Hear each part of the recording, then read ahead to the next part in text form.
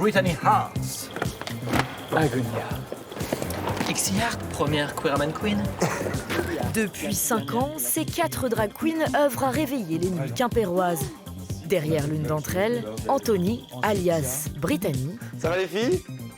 Aujourd'hui, il vient découvrir les premières images d'un documentaire qui lui est consacré. Moi j'ai un petit moment de concentration toujours avant.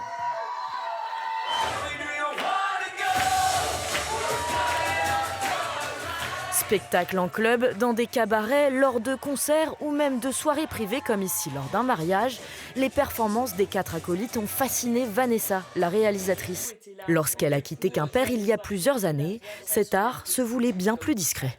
Les drag queens existaient aussi à l'époque, dans les raves, comme on disait à l'époque. Mais on les appelait les créatures, je me rappelle.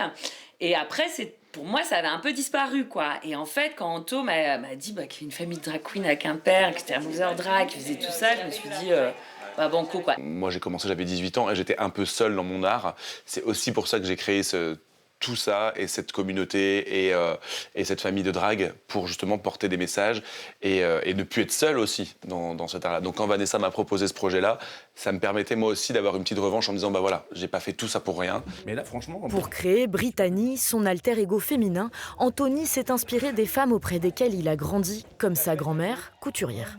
Grâce à cet écrin, je peux faire tout, en fait, faire tout ce que j'ai envie de faire niveau artistique.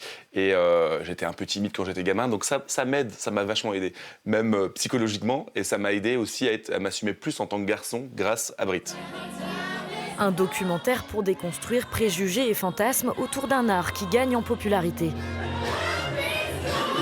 Et pour le finaliser, sa réalisatrice espère encore récolter 5 000 € grâce à une cagnotte en ligne.